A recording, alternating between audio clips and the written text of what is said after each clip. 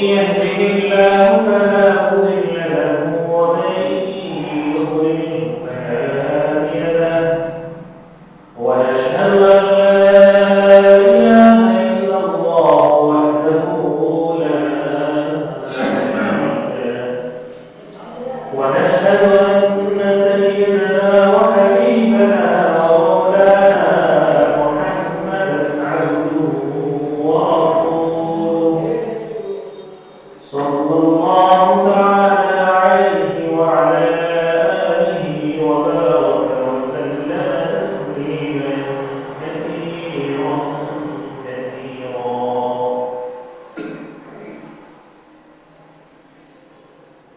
أما بعد فأعوذ بالله من الشيطان الرجيم.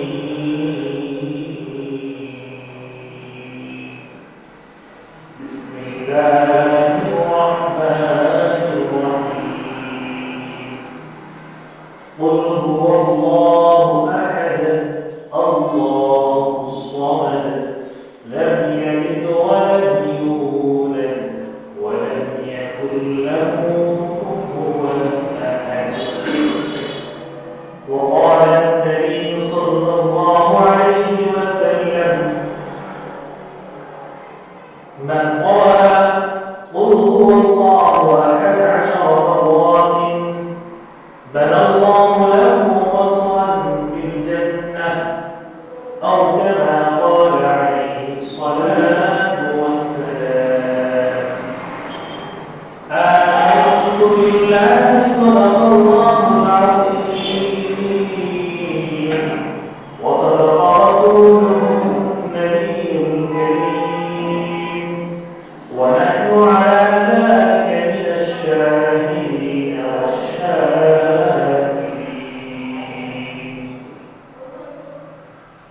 سبحانك لا علم لنا إلا ما علمتنا إنك أنت العليم الحكيم.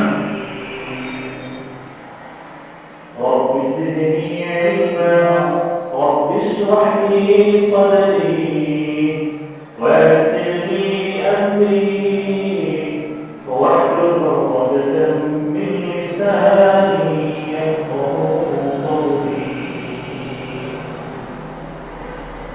हम मुसलमान हैं हमारा कुरान है. हम मुसलमान हैं हमारा कुरान है. इसमें जो कुछ है हमारा दीन है हमारा ईमान है. इसमें जो कुछ है हमारा दीन है हमारा ईमान है. कुरान हमारा रहबर है इस्लाम हमारा रहबर है.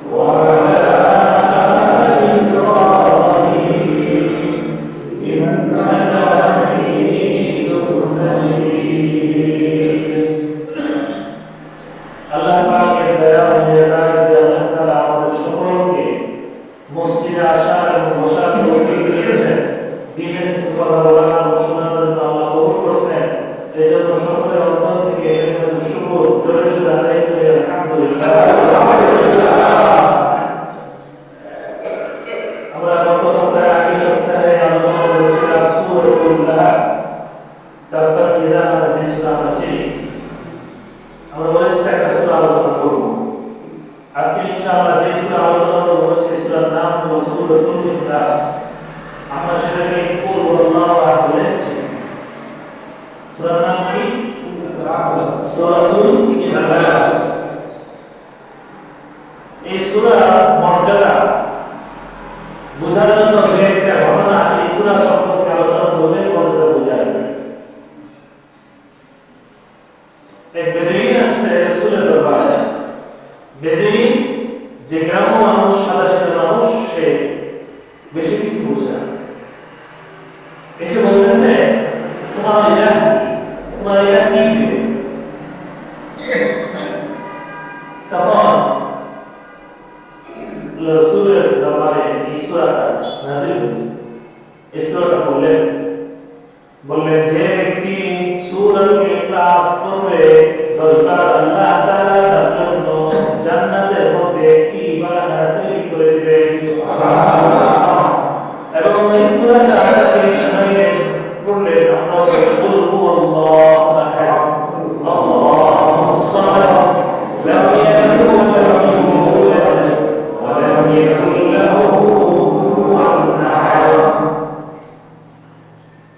বেদুইন শোনার সাথে সাথে সে বলল নি'মাল মাওলানা কি চমৎকার সূরা নাযিল করেছে যে মাওলা তিনি আমাদের কতই চমৎকার মাওলা তিনি এই সূরা নাযিল করেছেন চমৎকার এই কথা শোনার সাথে আব্দুর রহমান ইবনে আউফ তিনি বেদুইনের চমৎকার ভাষা শুনে যে সূরা শোনার সাথে সাথে তার ঈমানের মধ্যে মুক্তি নিয়ে আসছে তার ঈমান বাড়তেছে অবশ্য আমি রাসূলের দরবারে থাকি আমার মধ্যে ঈমানের মজবুতি আসে আমি মন করে বুঝি নেই এজন্য সে রাসূলকে বলতেছে আমার একটি উট আছে কিছুদিন পরে বাচ্চা হবে এই উটটা আমি নাকি দিচ্ছি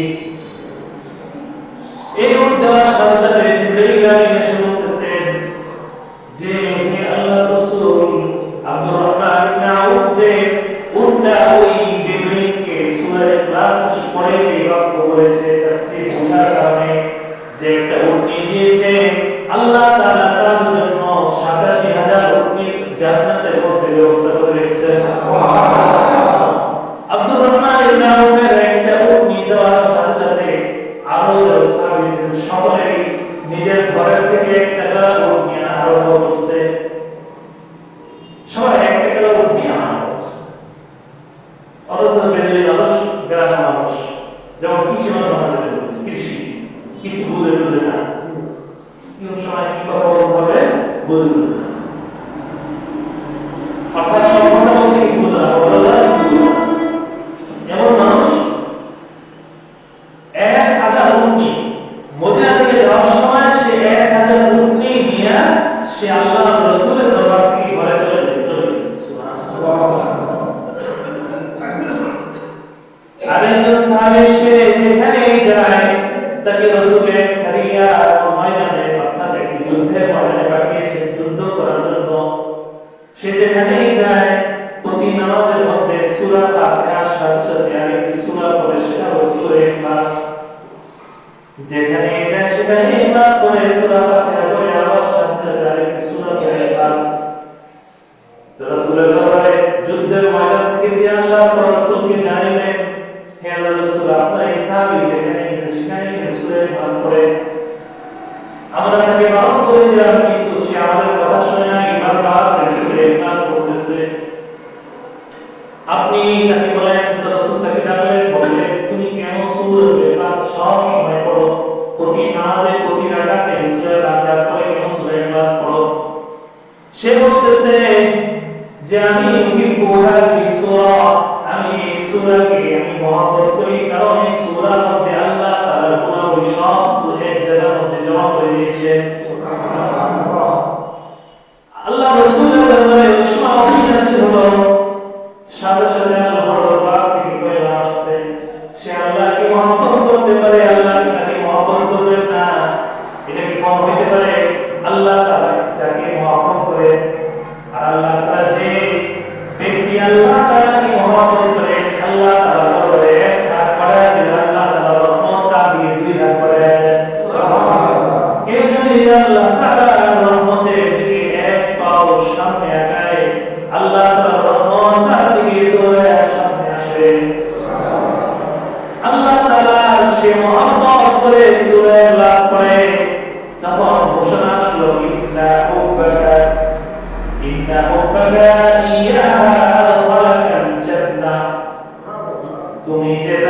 মোহাম্মত করো, এই মোহাম্মত করে সূরা ইখলাস বারবার পড়ো। আল্লাহ তাআলা এই মোহাম্মতের ওসিলায় তোমাকে জান্নাত দান করেছেন। সুবহানাল্লাহ। তোমাকে আল্লাহ তাআলা এই ওসিলায় তোমাকে জান্নাতের মধ্যে বিশাল নিয়ামত তোমাকে দান করবেন।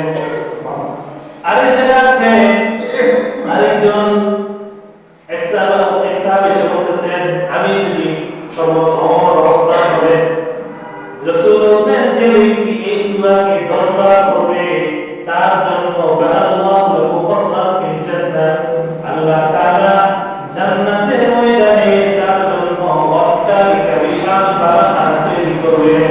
সুবহানাল্লাহ। সাহাবী বলেন যদি 10 বার পড়লে একটা বাগান হয়, একটা বাগান মানে কি বিশাল অট্টালিকা। জান্নাতের ময়দান হলো খালি ময়দান, সেখানে আল্লাহ আমাকে জান্নাত দিবেন, কিন্তু গাছটা ছাওয়া লাগাইতে হবে। অর্থাৎ যদি সুবহানাল্লাহ বলি তাহলে জান্নাতের ময়দানে একটা গাছ হবে। আমি যত বেশি ইবাদত করব তত বেশি আমার ইবাদত অনুযায়ী জান্নাতের মধ্যে আমার অট্টালিকা, আমার প্রাসাদগুলো সুন্দর তৈরি হবে। দুনিয়ার মধ্যে এখন তো বিল্ডিং চলতেছে ডুবে আছে, এটা সাধারণ বিশাল বড় একটা বাড়ি হবে, হ্যাঁ বাড়ির মধ্যে পানি করতে পারবো, বিশাল বড় একটা কলম থাকবে। আল্লাহ তাআলা দরবারে জান্নাতের মধ্যে আরো বেশি কি হবে, বড় আল্লাহ তাআলা প্রাসাদ রাখবে। প্রাসাদ, এই প্রাসাদ আল্লাহ তাআলা রাখবে। এই প্রাসাদের মধ্যে আল্লাহ তাআলা নিয়ামত, নাজ নিয়ামত জান্নাতের আমরা আগেও শুনছি, বারবার শুনতে হবে। কেন আমরা শুনতে হবে? কেন? আমাদের ঈমান দুর্বল। দুনিয়ার মধ্যে যদি বলে আপনাকে 5000 টাকা দিব তাহলে ভোটটা সুন্দর তাকে দিয়ে দেই, করি না? হ্যাঁ 5000 টাকা দিলে দিবে। আর আল্লাহ তাআলা বলেছেন সুবহানাল্লাহ, একবার বললে তার জন্য জান্নাতের মধ্যে আল্লাহ তাআলা এমন গাছ তৈরি করবে যেটা পেটিরা মিলেও 100 বা 500 বছর সেই ওই ছায়ার অতিক্রম করতে পারবে না। সুবহানাল্লাহ। 100 বছর কি আরো বেশি সময় যদি বোঝার একটা অনুমান করা যায়, আসলে এটা অনেক বড় একটা বিশালতা বলা মুশকিল। জান্নাতের নিয়ামতগুলো দুনিয়ার কোন মানুষ, কোন রিসার্চার গবেষণা করে একটা ডাটা বের করতে পারে, কম্পিউটার একটা অ্যানালাইসিস করে একটা ডাটা বের করতে পারে। সেটা মানুষের যে ধ্যান মস্তিষ্ক থাকে সেটা বের করে। একটা মানুষ একটা জিনিস করতে করবে ইঞ্জিনিয়ারটা কি করে আগে একটা জিনিস বানায়, তারপরে যে জিনিসটা সেটা বাস্তবায়িত হয়। অর্থাৎ আগে জেনের মধ্যে থাকে, পরে জেন থেকে বাস্তবায়িত। অর্থাৎ জেন আগে আসে, জেনের শক্তি মানুষকে চিন্তা করার শক্তি অনেক বেশি। আমি চিন্তায় আমি কোথায় যাবো, আমি যেতে পারি না যে আমি যেতেছি, আমাকে সবাই করতেছে, চিন্তায় আমি যেতে পারি, চিন্তায় আমি হইতে পারি বাদশা, পারি না? মনে মনে আমি হইতে পারি বাদশা, শব্দ যদি লেখা আমার বাদশা হিসেবে কত কিছু হয়েছে। অর্থাৎ মনের শক্তি, জেনের শক্তির মাধ্যমে অনেক কিছু করতে। এই চিন্তা শক্তি দিয়েও আমি জান্নাতের সর্বোচ্চ নিয়ামতের কাছেও যেতে পারবো। সুবহানাল্লাহ। বুঝলেন? আল্লাহ তাআলা যে চিন্তা শক্তি, সেই চিন্তা শক্তি দিয়ে মানুষ এমন কিছু করতে পারে যেটা বাস্তবায়িত হতে সম্ভব। আমি যদি বাংলাদেশের প্রেসিডেন্ট হবে, মুখ দিয়ে বললাম চিন্তা মনে চিন্তা করতেছে আমি বাংলাদেশের প্রেসিডেন্ট, আমার সবাই বলতেছে মনে আমাদের করবে না, পরিষ্কার নেই। এই মনে মনে যদি জান্নাতের নিয়ামত আমি চিন্তা করি যে পৃথিবীর সব এই 10 দুনিয়ার সব জান্নাত, সর্বনিম্ন জান্নাত, এই জান্নাতের মধ্যে আমি ইমান করতেছি, খাইতেছি, হুর আছে, গাড়ি আছে, মানুষ কিছু ঘুরতেছে, এই চিন্তা শক্তি দিয়েও এই জান্নাতের নিয়ামতের কাছেও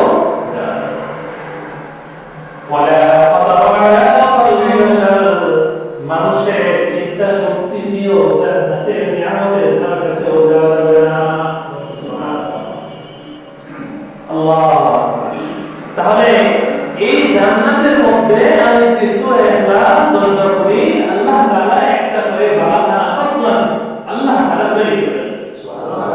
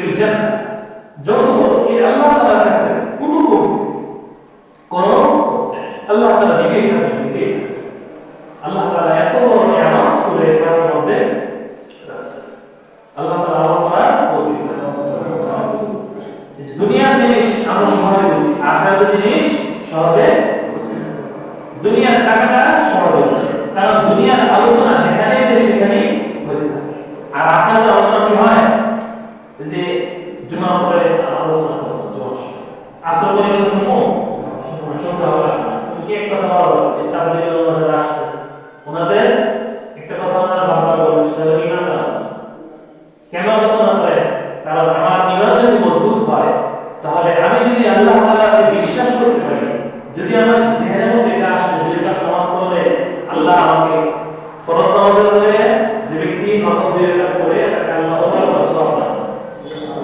এই যে সংক্ষিপ্ত সময় অনেক সওয়াব, এটা আমাদের জানি, শুনতেছি সুবহানাল্লাহ বলতেছি, কিন্তু আমাদের কেন? কারণ আমার বিশ্বাসটা এমন ভাবে সুদৃঢ় হয়। আমার দুনিয়ার প্রতি যতটুকু আমার সুবিশ্বাস, বারবার আলোচনা সমালোচনা, এটা কিন্তু আখিরাতের প্রতি যে তাবলীগে যারা আসেন, আপনি কাছে আমার সহজ হয় 3 দিন আসছে আমাদের মানুষ কেউ দেওয়া, আপনি তো বাইরে যান চা খেলেন, ওরা তো আপনাকে ধরে রাখে কি করবে না, আপনাকে ধরে রাখা পারবে না। দুইটা কথা আমার ভালো বলবো, ওরা মাসালা বলবে, মাসালা বলবো ওনাদের বলবে, মাসালা বলবে আর ওনারা শুধু বলবে আল্লাহ তাআলা কি মানুষ সৃষ্টি করছেন, আল্লাহ তাআলা নিয়ামত করবেন, যাতে করে মানুষকে ঈমান করতে চায়, মানুষের মধ্যে দ্বীনের সমাজ করে এটা করে আসবে। যতবারে দেখছি আমাদের মসজিদে 3 দিনা দেওয়া আছে কেউ না ভাই, থাকলে আমাদের কাজ এখানে তো ওনারা কোনো গুনাহ করতেছে, অপরাধ করতেছে, আমাদের অন্যান্য জায়গায় তো সবাই 3 দিন পর্যন্ত মেহমান থাকে, আমাদের মেহমানদের করতে বলা হয় অন্তত 3 দিন আসলে সময় দিই, মাগরিবের সময় 10 মিনিট সময় দেয়, ওনারা কি করবেন যে এরকম মানুষ ভালো দোয়া করবেন, ওনার মুসাফিরের দোয়া কি হয়, মুসাফিরের দোয়া জানি এমন করতে বাইরে যা কান্না সমালোচনা করতে পারবো, ওই জায়গায় কি করতে পারবো, সমালোচনা করতে পারবো, কিন্তু আল্লাহ বলে 10টা মিনিট সময় যদি দেই তাহলে কি কিছু হবে, নষ্ট হয়ে যাবে না সময় দেওয়া।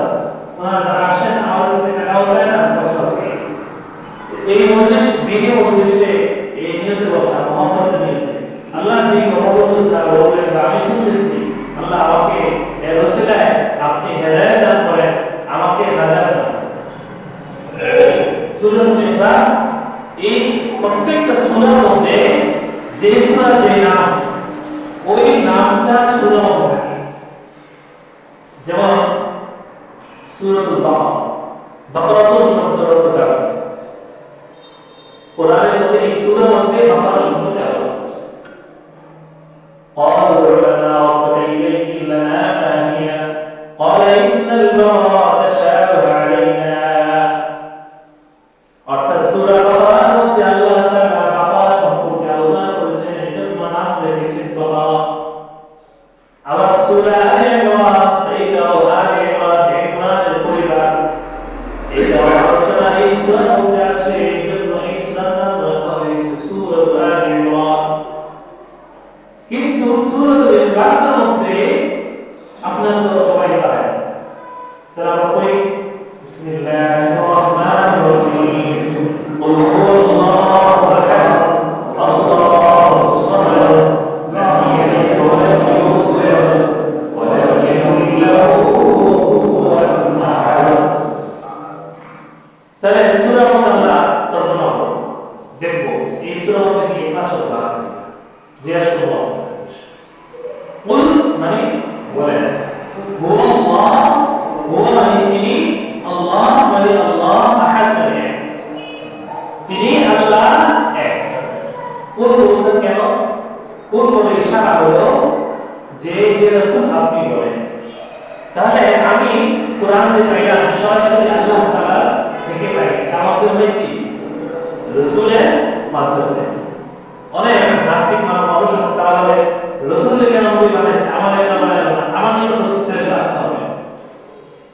যদি সবার নিকটে ফেরেশতা আসে তাহলে কি এক্সাম হলো, টেস্ট হলো, পরীক্ষা হলো, আমি তো ফেরেশতা দেখেই পেলাম।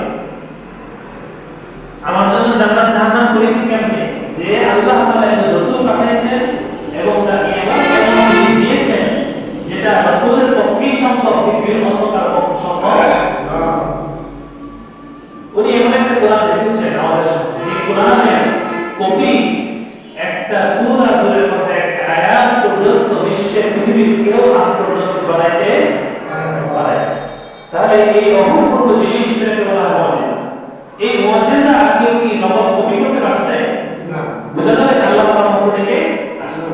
তাহলে এই যে আমাদের কোরআন দেওয়া হয়েছে, এই কোরআনের সব কিছু যে আমরা বিশ্বাস করব, সেটা তো হবে না, এটা বলি না। যদি ফেরেশতা আমার নিকট আসে, আমি ফেরেশতা দেখেই গেলে তখন জিজ্ঞাসা করতে মুশকিল হয়ে যাবে, যে জান্নাত জান্নাত দেখি তাহলে কি কেউ দেব? সাধারণ ঘরে কেউ মারা গেলে কলেজের মানুষ নামাজ পড়তে আসে কেন? ভয় পেয়েছে, যে ভয় হচ্ছে যে আল্লাহ আমাকে দিয়ে দিবে না। ওখানে যে জান্নাত দেখি জাহান্নাম দেখি তাহলে কে বসে থাকবো? খাওয়া দাওয়া সব বাদ, থাকবো কোথায়? পাঁচ ওয়াক্ত দুই মসজিদে। আল্লাহ তাআলা একজন ব্যক্তিকে এই রাসূল পাঠিয়েছেন। তিনি রাসূল, তিনি কি নবী নাকি ভিন্ন? রাসূল নবী, তিনি কে? আমাদের রাসূল মুহাম্মদুর রাসূলুল্লাহ সাল্লাল্লাহু আলাইহি ওয়াসাল্লাম। তাহলে এই কুতুবের ইশারা যে আমি আল্লাহর রাসূলকে মানতেছি। এজন্য বলছে আপনি বলে দেন যে তিনি বলে আল্লাহ এক। এক আহাদুল আরবি মানে শব্দ আল্লাহ তাআলা এখানে ব্যবহার করেছেন যে আহাদুলের বিপরীতে ইসনাদ বা দ্বিবচন বহুবচন। ওয়াহিদ শব্দ ব্যবহার করা হয় আহাদ। আহাদ মানে এমন এক শব্দ যার বিপরীতে দ্বিতীয় শব্দটা ব্যবহার করা হয়। যার বিপরীতে দ্বিতীয় শব্দটা ব্যবহার করা তিনি আল্লাহ এক এক শব্দ থেকে তার নামটা এমন আল্লাহ তাআলা যে এই নামের ব্যাখ্যা আজ পর্যন্ত কোন ব্যাকরণবিদ করতে পারে। একজন কি আছে পাকিস্তানের শায়েখ, তার নাম হলো মুসা রুহানি। সে আল্লাহ শব্দের শুধুমাত্র এটা ব্যাখ্যা করতে যে 1500 পৃষ্ঠা লিখেছে। আল্লাহ একজন ইমাম ফারাওয়া শব্দ উনি আল্লাহ শব্দের ব্যাখ্যা আমি বের করতে পারি। উনি মারা গেছে।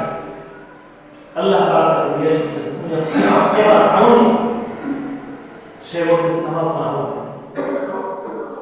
আল্লাহ বলতেছে তোমার একমাত্র একটা আমল যেটা আমার পছন্দ হয়েছে, তুমি বলছিলা আল্লাহ যেমন অদ্বিতীয়, আল্লাহ যেমন শরীক নেই, আল্লাহর সত্তা অসীম, যার কোনো সীমানা, অর্থাৎ যা মানুষের সাথে সাদৃশ্যজনকভাবে সম্ভব না, তেমনি তার নামটাও এত মহান, এত সুমহান।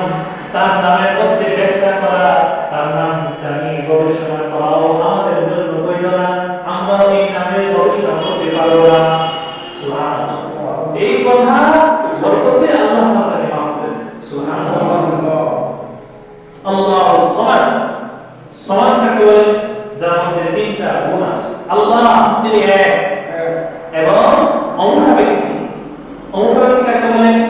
যার অভাব নেই, যার কি নেই? অভাব নেই, যার প্রয়োজন পূরণ করার জন্য কাউকে কিছু চাইতে হয় না। এবং তিন নম্বর হলো অভিযোগ। তাহলে সমাজ মানে যার অভাব নেই, যার প্রয়োজন নেই, যার কি অভিযোগ নেই। আল্লাহ এগুলো আছে? হ্যাঁ, আল্লাহ এগুলো নাই। এগুলো একমাত্র আল্লাহ তাআলাই আছে, আর পৃথিবীর কারো সবারই অভাব আছে। আচ্ছা, অভিযোগ আছে, তারপরে আপনার প্রয়োজন সবারই আছে, সবার আছে, প্রয়োজন সবার আছে। ফেরেশতাদের এই সবার প্রয়োজন এবং সবাই কি মুখাপেক্ষী, সবাই মুখাপেক্ষী। ফেরেশতারাও কি মুখাপেক্ষী, আমরাও মুখাপেক্ষী। একমাত্র আল্লাহ তিনি কি না মুখাপেক্ষী। তাহলে আরো আছে, সময় নেই, আমরা ইনশাআল্লাহ সামনে আলোচনা করব। তাহলে আমরা যে বললাম এই সূরাটার অর্থ লাম ইয়ালিদ ওয়া লাম ইউলাদ। লাম ইয়ালিদ অর্থ তিনি জন্মগ্রহণ করেন নাই, ওয়া লাম ইউলাদ তার থেকে কেউ জন্মগ্রহণ করেনও। আল্লাহ তাআলা কোনো সন্তান না, আল্লাহ তাআলা থেকে কোনো সন্তান জন্মগ্রহণ করেন নাই। এবং লাস্টের কথা বলা কুফুয়ান, এক কথায় আল্লাহর সমকক্ষ পৃথিবীতে কোন জিনিস বিন্দুমাত্র নাই, তিনি সব থেকে। তাহলে এই সূরার মধ্যে ইখলাস শব্দটা আছে, কিন্তু নাম আছে কি ইখলাস। কেন? এই কারণে আমি যদি আল্লাহ তাআলাকে এক সত্তা হিসেবে মেনে নিই, প্রতিটা কাজের মধ্যে আমি ইখলাস রাখি, আল্লাহ তাআলাকে সন্তুষ্টির জন্য যদি করতে পারি, তাহলে আল্লাহ তাআলা এর বিনিময়ে আমাকে জান্নাত দান করবেন। সুবহানাল্লাহ।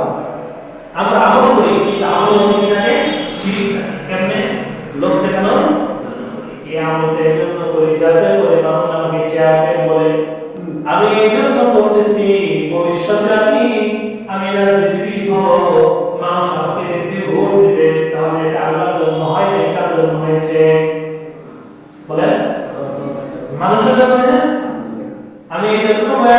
করতেছি যাতে করে মানুষ আমাকে বাহবা দেয়, মানুষ আমাকে বড় আলেম বলে, এই জন্য আমি বয়ান করতেছি। তাহলে এটা হইল মানুষকে দেখানোর জন্য হইল, এটা শিরক বলে শিরক, কঠিন ছোট শিরক। তাহলে প্রত্যেকটা আমল একমাত্র ইখলাস, সূরা ইখলাস এটা শিক্ষা দেয় একমাত্র তার জন্য না, আল্লাহর জন্য। প্রত্যেকটা কাজ ওয়াজ মাহফিল করতেছি, ওয়াজ মাহফিল মানুষ কেন? আমাদের বেশিরভাগ মানুষের এই চিন্তাধারা থাকে, মানুষ আমাদের বলবে এটা অনেক বিরাট ওয়াজ মাহফিল হয়েছে। এই আমল নিয়ে থাকে না যে এই ওয়াজের মাধ্যমে আমি নিজে সংশোধন হবো, আমার নিজের জীবনের মধ্যে পরিবর্তন আসবে, আমি নিজে হবো সৎ ও ভালো মানুষ হবো, এটা আমার নিজের কখনোই কারোর থাকা দরকার। প্রত্যেকটা কাজে আমি মানুষকে দান করতেছি কেন? কেউ দেখবে না, একমাত্র আল্লাহ তাআলাকে খুশি করা। আমি মসজিদের এই দায়িত্বশীল কেন? আল্লাহ তাআলাকে খুশি করা, নাকি মানুষ আমাকে টাকা দিবে, মানুষ আমাকে বাহবা দিবে? এই ইখলাস এটাই শিক্ষা দেয় প্রতিটা কাজের মধ্যে, প্রতিটা পদের মধ্যে আমাকে আল্লাহর জন্য। আল্লাহ তাআলা আমাদেরকে এই কথাগুলো, আমাকে সর্বপ্রথম আমাদের সকল ভাইকে আমল করার তৌফিক দান করেন।